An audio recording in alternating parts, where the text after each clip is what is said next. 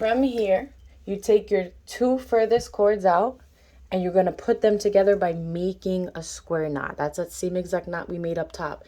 Now we're going to take two additional cords that are right next to it and we're going to just bring them around and we're going to take the two closest cords, you see here, and we're going to make another square knot right underneath like we did up here. So they're going to be gradually going down in a diagonal.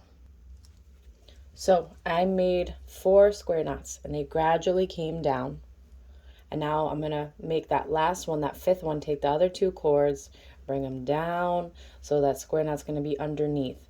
My macrame is just an example and it's a smaller scale. So you might have to make 7 knots, maybe 9 knots, depending on how much cording you have.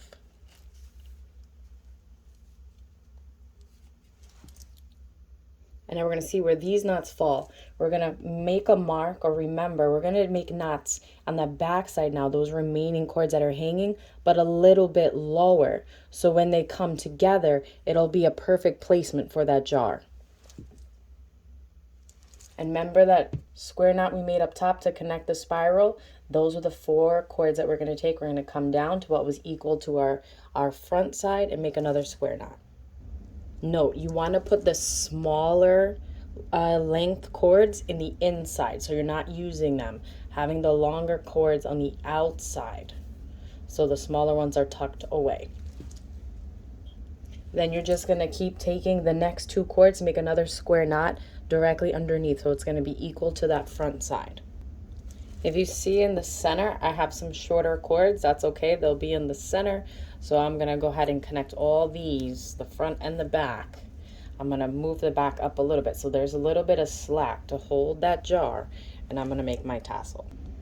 To make the tassel, I have a purple cord for better viewing. I'm going to have one end up and I'm going to take the other end and I'm going to make a little loop. Exactly what I have here. And then I'm going to wrap this longer part all the way around. As you wrap around the macrame, you want to have it nice and snug. From there, put that end through the loop and go ahead and pull